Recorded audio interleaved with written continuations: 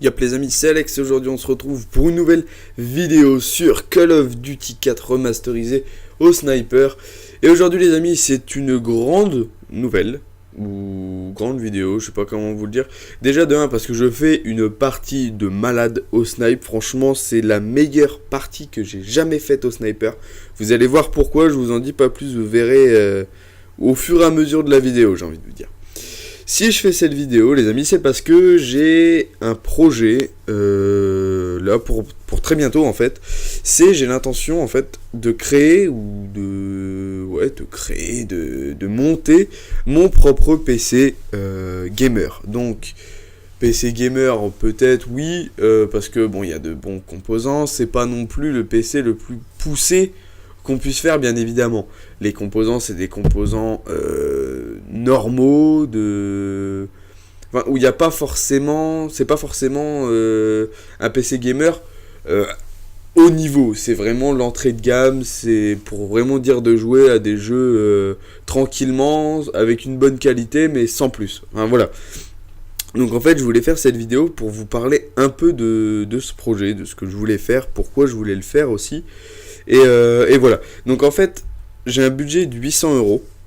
Donc en fait, j'ai pensé déjà sur Top Achat faire mon panier, donc avec tout ce que je voulais, et voir à combien ça me reviendrait.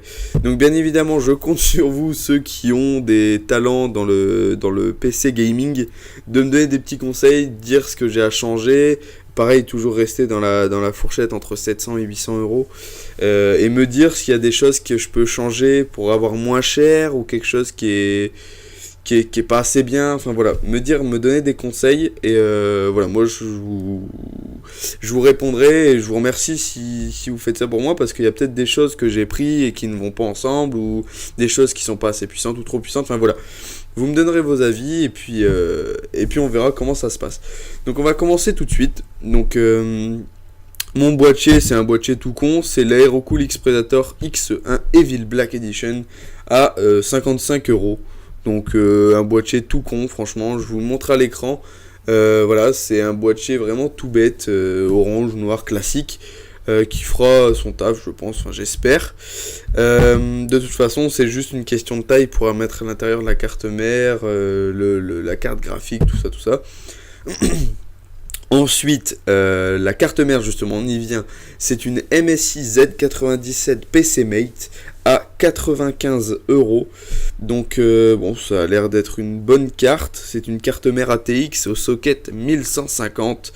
Donc pour les processeurs, il faut absolument que ça soit un socket 1150 SATA 6 gigabits par seconde. Donc pareil, ça j'avais demandé à un pote qui m'a dit que c'était une très bonne carte d'entrée de gamme, qui faisait très bien le taf pour ma carte graphique justement, que j'ai choisi, et qui m'a dit que ça tiendrait le coup sans souci, avec en plus je crois que il y a la possibilité de mettre 4 barrettes de RAM.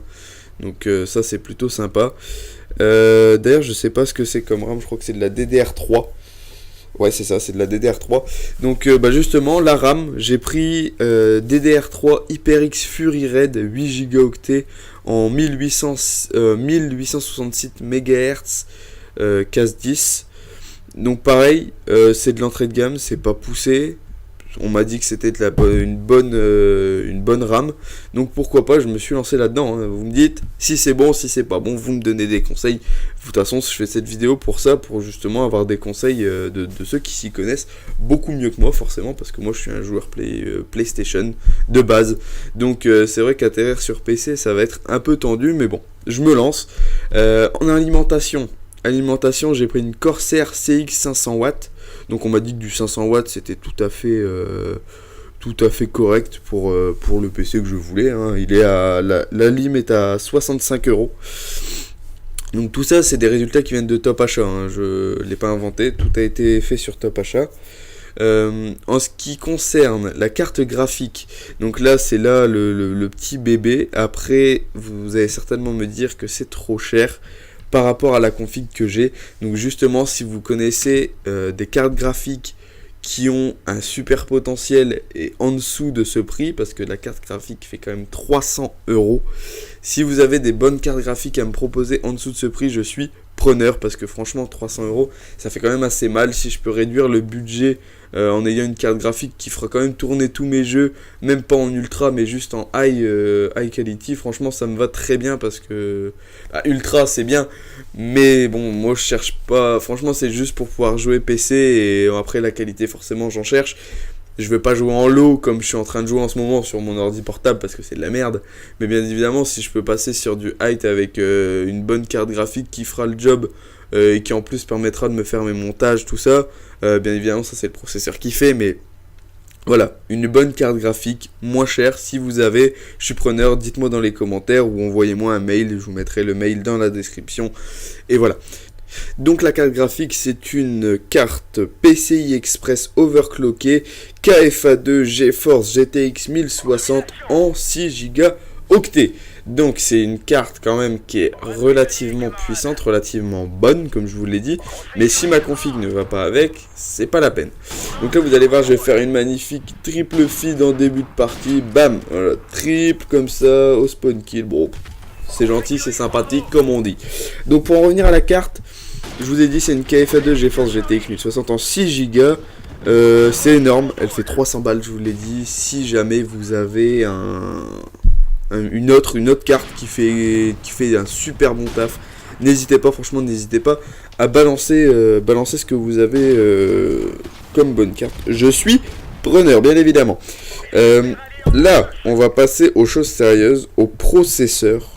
Donc qui pour moi fera l'affaire avec ce dont j'ai besoin, c'est-à-dire de faire du montage vidéo et en même temps pouvoir jouer. Donc c'est une Intel Core i5 4430 en 3 GHz. C'est un socket 1150 pour aller avec ma carte mère, et c'est un quad-core cache 6 Go as well. Donc ça c'est pareil, on m'a dit que je pouvais prendre un i3, que ça me reviendrait moins cher, et qu'en plus de ça, ça ferait quand même tourner mes jeux sans souci. Sauf que le i3 bien évidemment fait tourner les jeux, parce qu'il y a certains jeux qui ne demandent pas du tout, ou alors presque pas de soutien au niveau du processeur. Sauf que, ok, ça il n'y a pas de souci, mais pour le montage vidéo j'ai besoin d'un processeur qui fait quand même énormément de calculs rapidement. Et un i3, c'est vrai que bon, ça fait le taf, mais ça risque d'être un peu lent, un peu mou. Et donc voilà, j'ai opté pour un Intel Core i5 4433 GHz. Si vous avez quelque chose, je vous dis, qui peut avoir l'équivalent moins cher, parce que là il fait quand même 195 euros à l'heure actuelle. Après, vu que ça change énormément et très souvent, voilà, ça peut changer d'un jour à l'autre. Donc voilà, un Intel Core i5. J'espère que ça fera le taf. Après, je vous dis, hein, n'hésitez pas à me donner vos idées. Et en ce qui concerne, voilà, le disque dur, le truc un peu, voilà, qui est pas forcément très important, mais bon, c'est un Seagate Desktop SSHD 1 Tera. Donc j'en ai largement assez, donc je n'ai pas besoin de plus. Et voilà, en ce qui concerne ma petite configuration PC, donc franchement j'espère que ça fera le taf, j'espère que vous aurez même des petits conseils à me donner, hein, franchement je suis preneur, et on verra bien. Donc voilà, si je fais ça en fait c'est parce que j'en ai pas marre de la Play, mais voilà, j'aimerais bien aller sur PC, voir d'autres jeux, faire d'autres choses, parce qu'il y a des choses beaucoup plus intéressantes aussi à faire sur PC.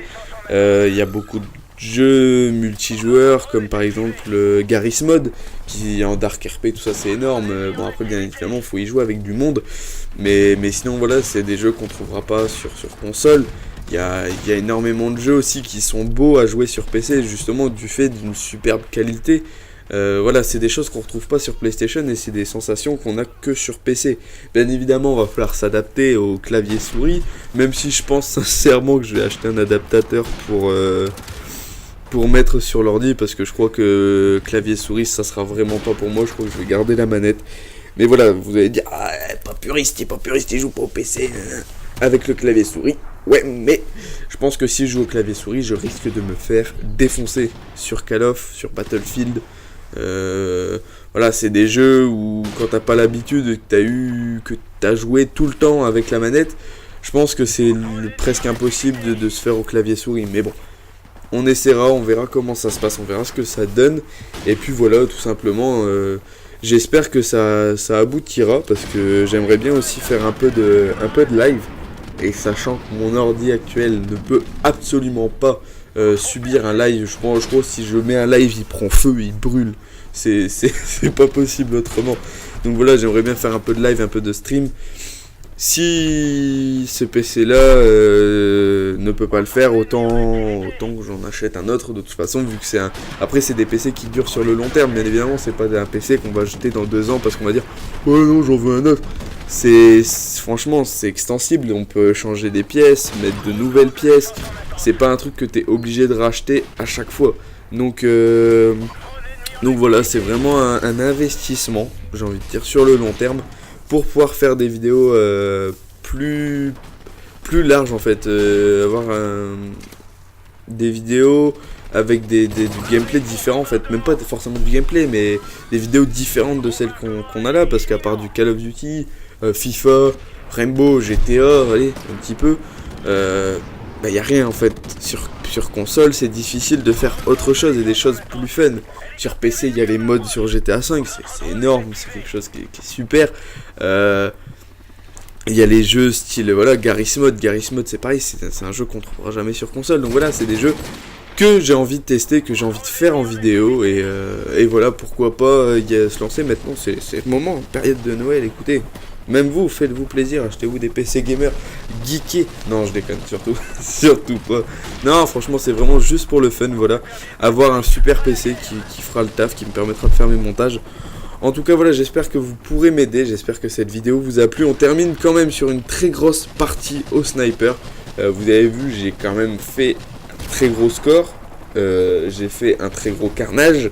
Et voilà, ça fait extrêmement plaisir des parties comme ça sur Code 4.